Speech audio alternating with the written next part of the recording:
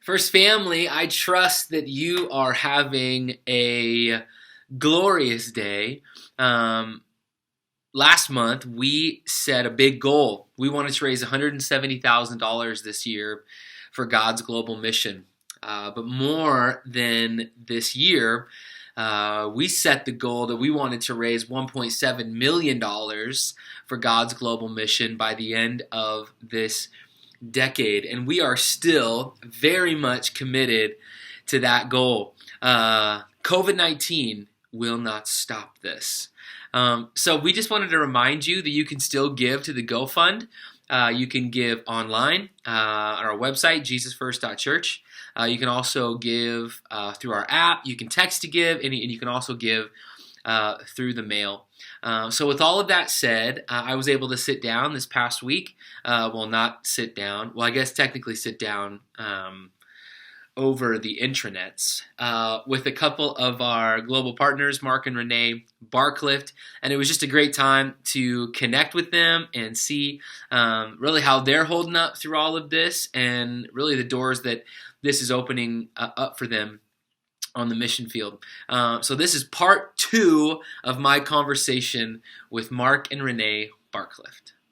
What would you say is the best way Spokane First can come alongside you and Renee? Like, what are some things that we could be praying for? How can we be supporting you guys? Great question. First, consistency. You guys have been awesome in your consistency. Spokane First is one of the first churches that picked us up as candidate missionaries way back in the day in the late 80s, and you've been consistent praying for us and supporting us through all those years, and through all those pastors. I wasn't gonna say that as different names and faces kind of passed through my brain just now. That's right. But through all of that,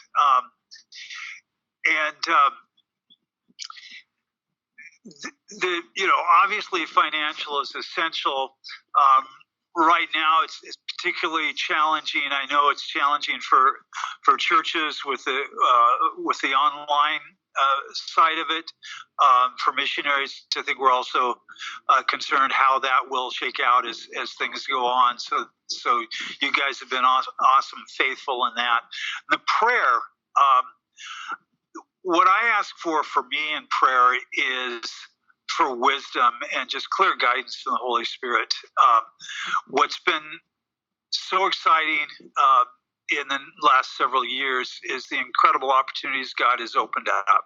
Mm-hmm. But that also means then I need to have wisdom to know when to say yes, when to say not now or not me.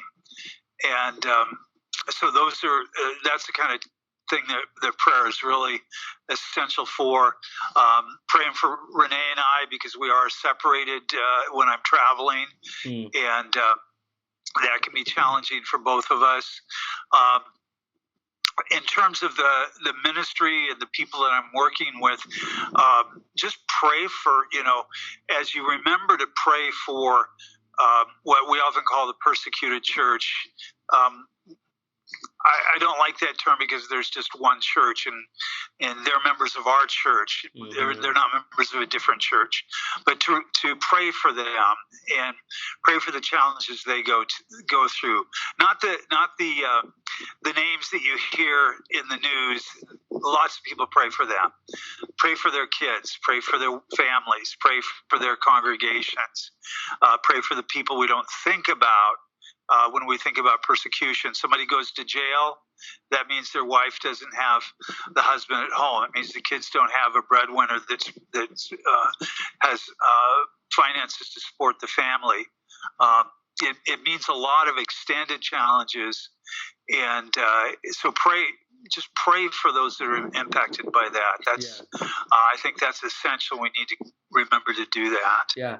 It's interesting. Rarely do missionaries and local stateside churches and pastors have a common challenge.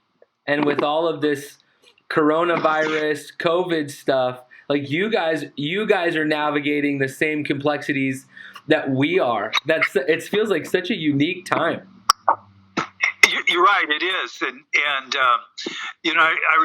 with the team that I work with at Global University, I remind them that what they're going through.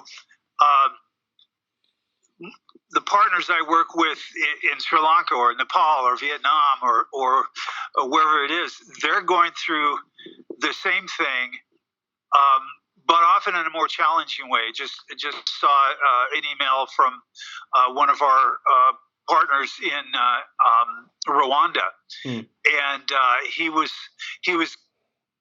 giving thanks to God, really joyful because he was safe. His family was safe. There's 8 in the family, and they were home together and had extra time together.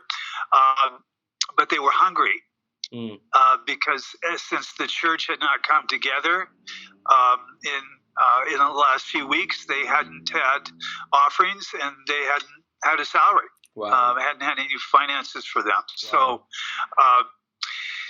what we're going through is really challenging, and obviously there are people in our congregations and our neighbors that are out of work, family that have lost work right now. But we need to keep in mind people around the world are facing the same thing. Yeah, absolutely. Well, Mark, thank you so much for taking time and meeting with us. And, I think every time I get to do one of these interviews, especially over online, I'm just so grateful that like you and Renee are on our team and that we get to move the mission of God forward and we get to support you guys in what you guys are doing all around the world. Well, thank you. That goes both ways. Have you got time for a really quick story that has to do with Spokane? Oh yeah, man. I always got time for a story.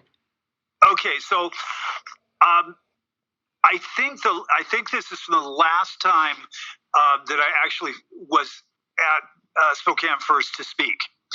And after the service in the foyer, somebody, I can't tell you who it was, I can't remember, came up to me and told me about a ministry or nonprofit that they knew of that distributes high-end medical equipment in developing countries around the world as it becomes available through different companies like GE and stuff. And he told me, he said, I just felt led of the Lord to tell you about this. He gave me the guy's name, and I said, you're the second person to tell me about this guy. Wow. And I don't know why, but because I don't do those kinds of things, but give me the name and contact folk just in case. And so I wasn't humoring him. It was like, maybe this is the Lord because this is the second time in just a few weeks. So it was sometime after that, I was contacted by another ministry that I work with, not AGWM, but connection I have on the side and have done some partnership with them. And a couple of their people had been to Laos, and while they were there, had been actually at the only teaching hospital in Laos, in Vientiane, in the emergency room, and a man had been brought in there and died in front of them because they didn't have the equipment that they needed. Wow. And so this friend with the other ministry told me about that. He said, I wish there was something we could do to get some equipment for them. Wow. They said, do you know anybody or anything that does this kind of thing? And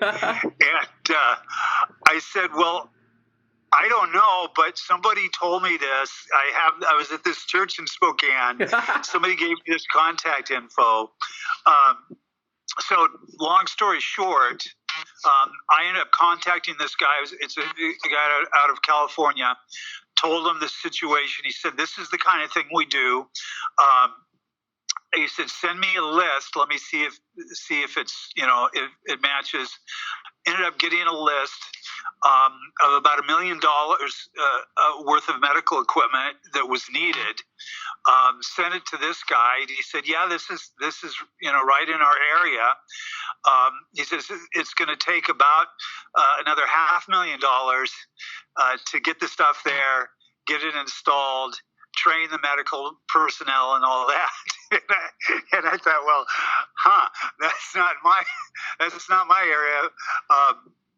In the end, through a combination of ministries and even Rotary groups, the funds were raised. Wow! And this equipment was installed. I ended up in a meeting with the Lao ambassador to the U.S. in Washington D.C. and he moved some stuff out of the way for us, got visas, and in the end, equipment in the emergency room, the ICU, and some scanning equipment was provided. Training was provided. Wow. And just as a way to bless the country and hopefully plant some seeds, and then maybe someday that will open doors for us. So we'll see. But that was just an exciting thing. And if not for that visit to Spokane, and this brother that was in, I don't know who it was. I'll tell you exactly who his name was. His name was Bruce. Okay. Yep. And the ministry was Assist International, probably. I think you're right. Yeah. Yep. Okay, that's so. I ended up doing this whole thing because Bruce felt led to mention to me this Assist International. So I love that. That's a Spokane deal. So that's Spokane and us together in this other ministry. That's the kind of stuff I love because it just illustrates how we're all here for each other. We're all on the same team. We're all working together. Shared resources. That's awesome. Thank you so much for sharing that story. That was so great. Sure. I'm glad I got to finally tell it to you guys. That's right. Hey, Mark, just know that we're praying for you and Renee through all of this, and we're always here for you guys. And if you ever need anything, just let us know. Thanks so much. All right, man. We'll see you later. Thanks for everything. Yeah. We'll see you. All right. Bye-bye.